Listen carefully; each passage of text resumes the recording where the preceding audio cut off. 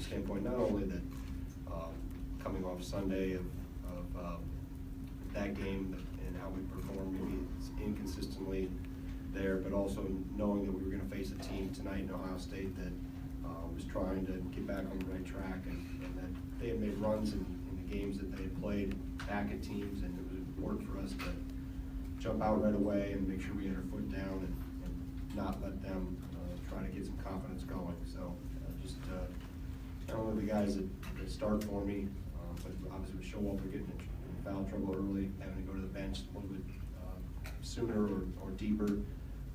Happy for our guys that came off the bench and really helped us, and we're able to, obviously the score and how the game played out allowed us to get them some more experience, but they've also been working at it in practice, and happy to see what they've been working on, how they've stayed with it, haven't whined or complained or done anything like that, just kept working every day and knowing that every day is an opportunity for them to get better and take advantage of that. Happy for them to get in there and have some of that success tonight. So with that, if you have any questions, go ahead. Jeff, there's probably a lot of numbers you can look at the stat sheet and point to, but I'm just curious how important you thought the rebounds on the offensive end were in that first half. I think 23 misses, 14 offensive rebounds, 16 second chance points in that half. What does that tell you about your team's effort? Well, I think the two things that jump out at that, and I got this from I've been fortunate here that I get to hang around or have a lot of very experienced, successful former coaches either come at practice, hang around the program, call me, ones that have coached here in the past, other ones that maybe work on TV now, and spending time with Jim Calhoun last night, he talked about spacing and movement and how that can help your offensive rebound. And I thought we spaced the floor and moved much better than we did Sunday. I think the rebounding was a byproduct of us offensively moving without the ball, spreading the floor pretty well. It's the best we've moved without the ball in a while, and maybe it's coincidental that was the conversation with Jim last night after practice. But we just played with a lot of energy, but I think our spacing and our movement was very consistent in a positive way. Mike, Coach, there was a couple stretches in the first half where it seems like you guys couldn't miss. Is that some of the best basketball you guys have played all season? Well, I mean, I thought we were more consistent for longer stretches than we have been, and I think that's a sign of a team that's getting better and growing. So if that results in better basketball, obviously that's what we should be getting better. Hopefully we are getting better every game and learning from what we don't do well and understanding what we do when we do things well. Let's repeat again. But yeah, I think we were better for longer stretches, and why that happens in some games and not in others. If we could bottle that and sell that, we probably none of us would be here. Be off on an island somewhere, right, Jeff? Enjoying the sun, having it all.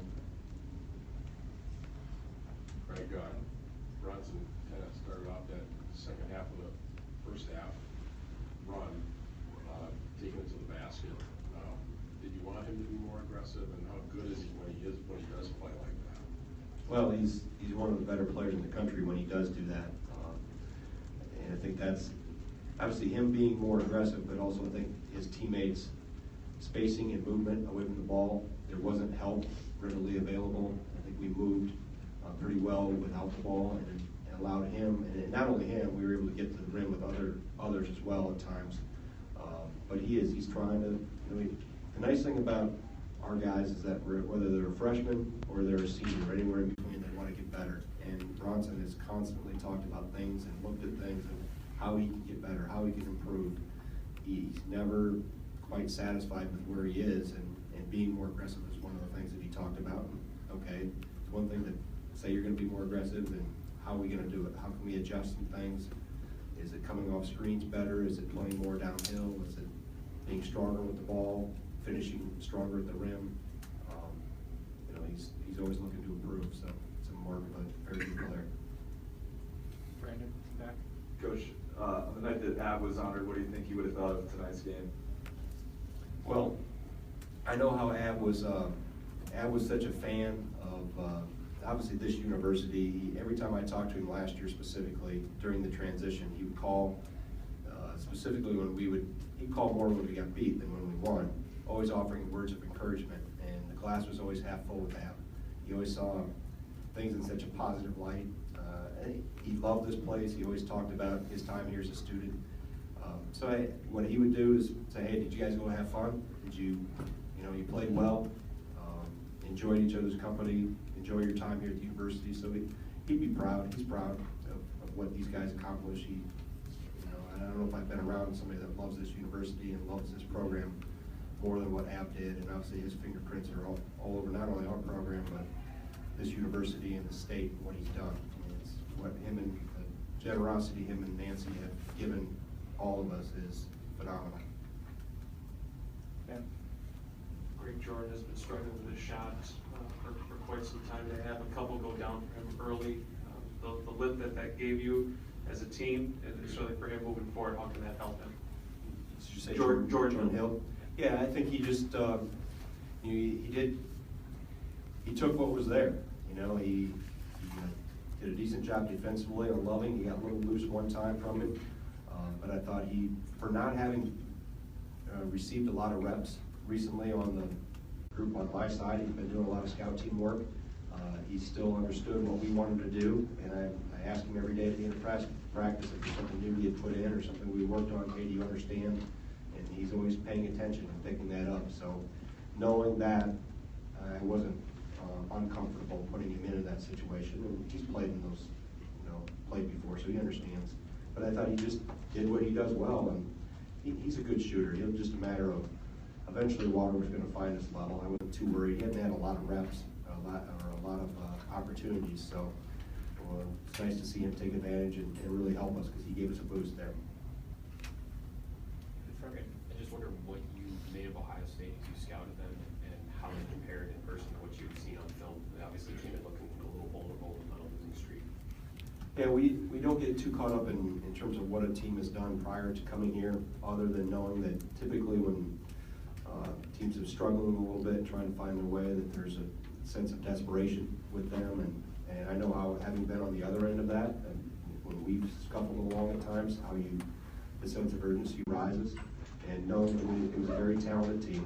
I know those players there very well and understand how talented that group is and what they have there. That you want to make sure they didn't establish confidence because they had made runs. Obviously, they played Purdue to the wire last week. They made a run back in Minnesota on the weekend up there. So they had the ability to really offensively give you a pushback. And I wanted to make sure, and we talked about, let's establish ourselves early and not take our foot off the gas, so to speak. And I think that's hopefully some of the maturity coming out of our team that we understood. They are getting a better understanding of the value of every possession and how important that is on both ends of the floor. So it wasn't really anything magical or unique talked about other than we know they're talented and they're trying to get some things going. We got to make sure it's hopefully not tonight. Got time for one more. Jim, back. Greg, I think it's safe to say you weren't real thrilled about the way your team practiced last night. Do you walk out of there concerned, or do you break off and hey, this is a veteran team that they're going to bounce back and snap out of it?